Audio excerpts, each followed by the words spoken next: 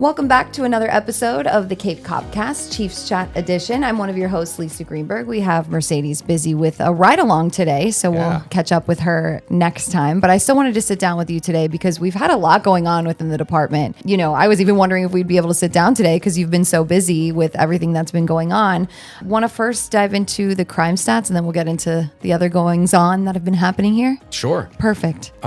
You guys released our crime stats, a week ago, maybe a week and a half ago, and tremendous news and a 28% reduction overall. Yeah. But diving deeper into that, reduction in our violent crime, notably homicides, reduction in property crime, our burglaries are down, and also our solvability is higher than the national average. We consistently are, but that maintained. So we have a growing number of calls for service as our city grows.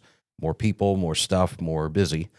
That translates into more reports and just a lot going on. But to have a reduction in crime right up against that growth is really, really great. There's a lot of reasons why that happened.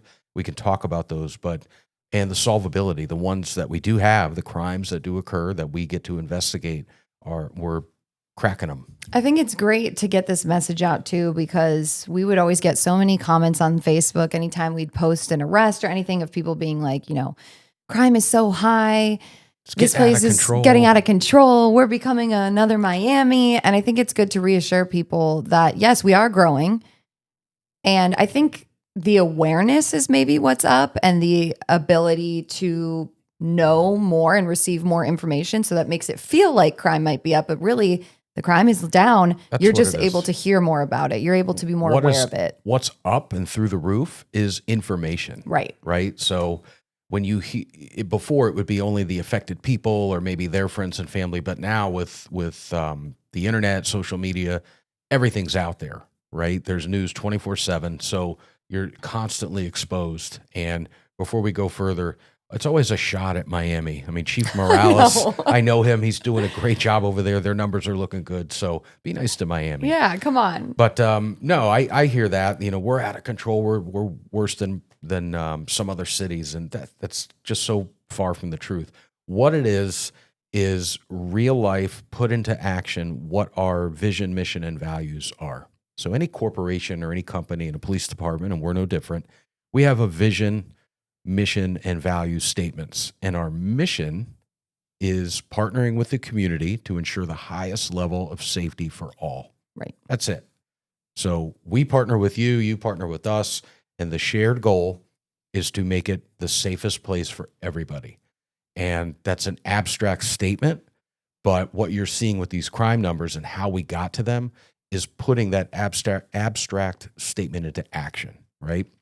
So as good as we are, we can't solve crime without cooperating witnesses, vigilant victims, talking to us, reporting crime, right? You can get a community that has lower crime because people just don't bother reporting anymore because there's just apathy. That's not the case here. We have a very engaged community, a really good partnership with us. So that's how we're able to do it. So we have a community who does their best to lock their doors, call the police, see something, say something. They know us in all walks of life, so we are very in tune and ingrained into the community. We are the community as well. A great many of us live here. And then you have the tools, the technology, the planning and deployment, and very scientific and strategic in how we do it. We're seeing fruits of that. We talked about it on the podcast, the way we've changed the way we operated to be more modernized and contemporary, and you're seeing us bear fruit. And most importantly, with all those tools and technology and deployment, it takes talented, compassionate people that work in this building that I am most proud of, that have put it into action. So the mission statement of partnering together to make it the safest place, you're seeing that in action. That's what I'm most proud of. So it's just crazy. Absolutely. So I think a lot of people, when they saw our post, were wondering where these crime stats came from. Sure. So back 100 years ago in 1920s, the FBI started requiring police departments to report their crime stats. It was called UCR, Uniform Crime Reporting. The problem with UCR was if there were multiple crimes that happened at a crime scene, you picked the biggest one, and the other lesser crimes did not get counted. So it was more of a summary than actual point-by-point crime. And that went on for a long time. And in 2020, almost 100 years of collecting that data, the FBI went to something called NIBRS, which is an acronym for National Incident-Based Reporting System. What that essentially means is instead of having 3 or 4 crimes that happen at an incident and you pick the biggest one or most pressing one, NIBRS collects all of them. Okay. So it's not summary based, it's incident based. So it's a truer picture. A break-in and then a sexual battery. Okay. The break-in wouldn't get counted because the sexual battery is more pressing. Right. But with NIBRS, it would count both. Okay. Right. So it's much more accurate. A truer picture. What the FBI and a lot of police departments were worried about is that everybody's numbers were going to jump, right?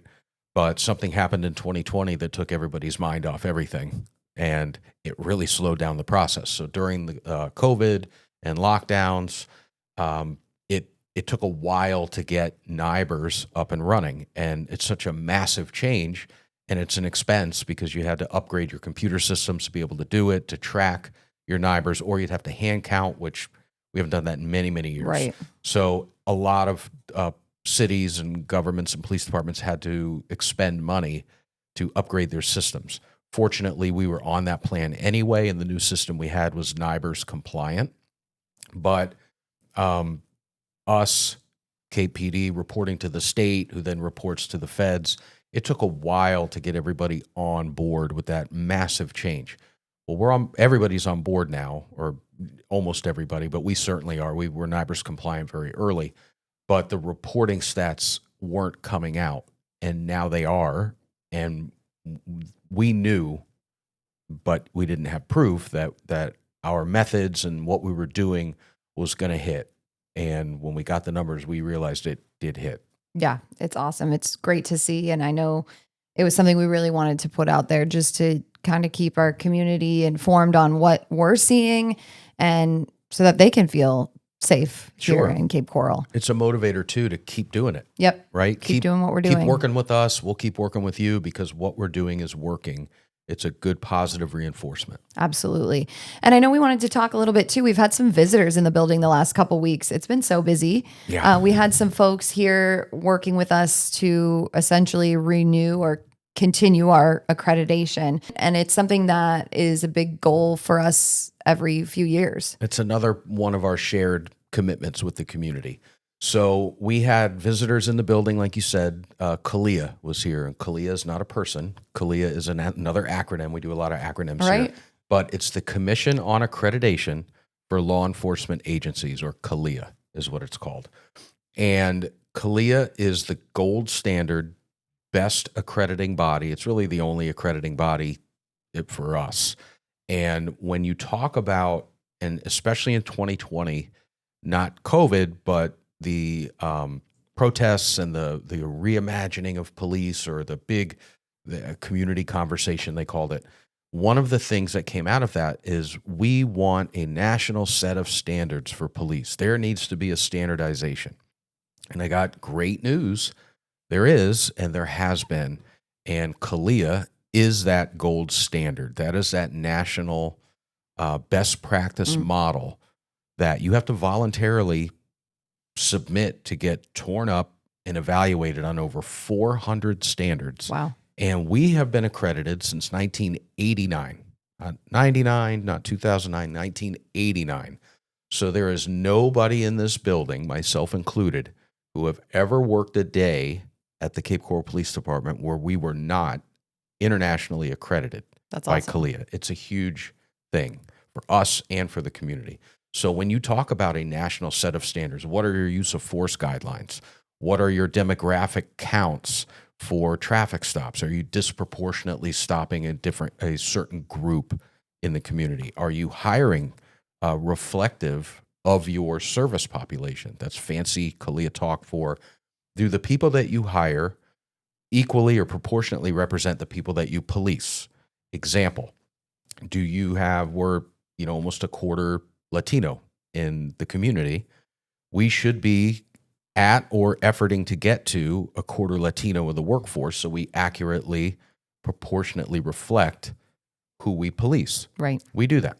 And we measure it, and we strive to do that. We ensure that our people have proper training, that they have AEDs in their car, that they have CPR training, that they have bias-based policing training, that they're provided with an evaluation every year, that our evidence and property section meets standards so that when we go to court, our cases are successful because we have best practice in place to preserve evidence, to test evidence, things like that. So I can't go through 400 of them, but they go from successful onboarding of new employees all the way to public interaction and trust, use of force counts.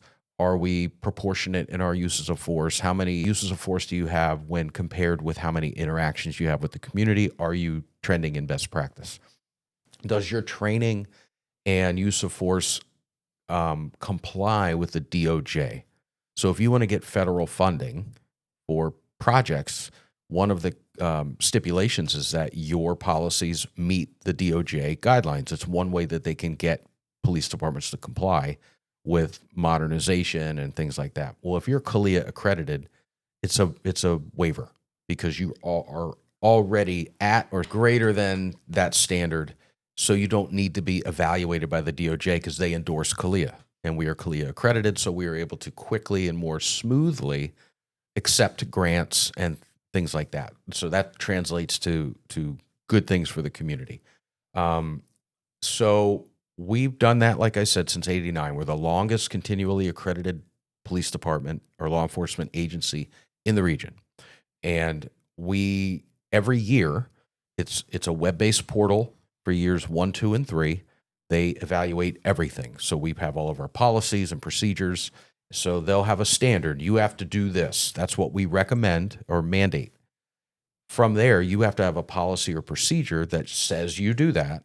And then you have to go a step further and show a proof that you're complying with the policy. So it's a 3-step process times 400. And they evaluate that annually. On the 4th year, a team of professional assessors come to your department and they go through everything. Interviews, hours long. You said you cleaned your room. They're coming in and they're looking under the bed. They're going to make sure that you are doing what you said. And they can be very tough. Yeah. And we had, I will say, the most successful on-site evaluation in our history since 1989, just this past couple of weeks. They interview cold interviews they'll grab a evidence technician and say, tell me what you do when you have this, and your staff has to know. They'll grab an officer and do a ride along and make sure that they are doing what we say we do and exhibiting best practice. They went to our training center and saw how we train. They talked to you guys to talk about our community engagement. And they're here for about a week, and it's all day, every day. And they look at everything that we do. And then at the end, they do an interview or a debrief with me. They do it with the CEO of the organization and select members of the staff and talk about what they found. And it was very, very humbling and a great experience, I will say, that for 5 years, November will be 5 years for me, and we've made a lot of change, and change is not easy, right? We were doing well before, so it wasn't like I had to fix something broken. Right. I took something that was great and tried to make it greater. So you always have to innovate, and there is no safety net, and there is no book for innovators. There's a lot of risk. Is it going to hit? I don't know. The whip hasn't cracked. Well, this was a real test. And they came in, and not only did we pass, they praised our innovation, our research-based decision-making. If we're going to get high-water vehicles, something we talked about on this podcast, we don't just go out and get them. We research. What's the best practice? How do we acquire them? implement them, deploy them, train for them, store them. Very research based, and they were applauding of that. And so it was really nice across the board, our redistricting that we've done and the science that went into it, the way we hire, the way we deploy, the way we train was a lot of change in the last 5 years. And if it didn't click, it's on me, right? The buck stops here. So it was one of the greatest professional experiences that I've had to know that crazy ideas that I have that were put into practice by tremendous men and women who believe in it, and it becomes our shared belief. And I do this, I include the community because we collaborate with the community and try to deliver a service that is reflective of what our community wants.